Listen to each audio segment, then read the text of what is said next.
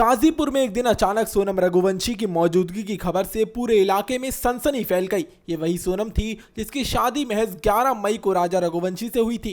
एक शांत और पारंपरिक शादी जिसमें दोनों परिवारों ने मिलकर खुशी खुशी हिस्सा लिया था।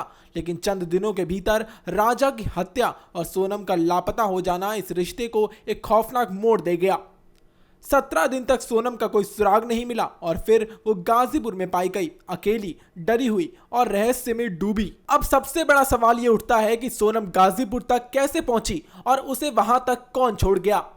राजा की मां उमा रघुवंशी ने जो दावा किया उसने इस मामले को और भी ज्यादा रहस्यमय बना दिया। उन्होंने पुलिस को बताया कि उन्हें एक सपना आया जिसमें सोनम कह रही थी कि मैं अकेली आई हूं, राजा बाद में आएगा। पहले तो इसे एक मां की भावनात्मक प्रतिक्रिया समझा गया, लेकिन जब हकीकत में सोनम गाजीपुर में मिली तो पुलिस भी सन्न रह गई। शिलोंग से गाजीपुर का सफर कोई आसान रास्ता नहीं है। ऐसे में ये सवाल उठाना लाजमी है कि सोनम ने ये सफर कैसे तय किया।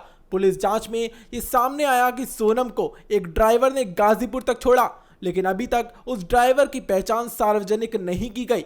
क्यों? क्या वो सिर्फ एक किराए का ड्राइवर था या इस पूरे प्रकरण का अहम किरदार?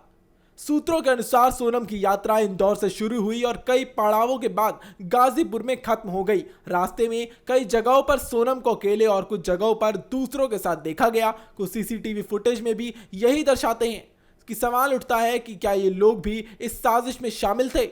इस बीच एक और चौंकाने वाला तथ्य सामने आता है कि सोनम के पिता ने शादी के तुरंत बाद उसकी बेटी के खाते में 20 लाख रुपए ट्रांसफर किए। अब ये जांच का विषय है कि ये रकम शादी का तोहफा थी या हत्या की साजिश में किसी बड़े खर्च की तैयारी। सोनम ने पुलिस को बताया कि उसका अपहरण हुआ था, लेकिन उसकी ये कहानी जांच में टिक नहीं सकी। ना कोई फिरौती मांगी गई, ना कोई अपहरणकर्ता सामने आया। ऐसे में ये दावा भी संदेह के घेरे में है। पुलिस इस पूरे मामले की जांच में लगी है, लेकिन ड्राइवर की भूमिका सबसे अहम बनती जा रही है। वही जानता है कि सोनम कहां रुकी, किससे मिली और शायद ये भी कि राजा की हत्या के पीछे किसका हाथ है।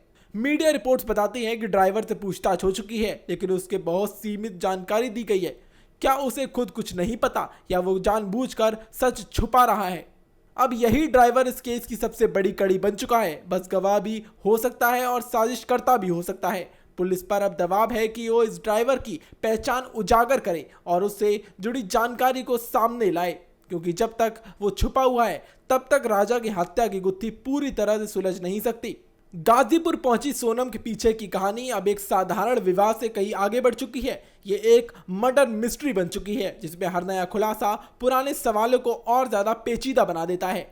Bureau report, prime news.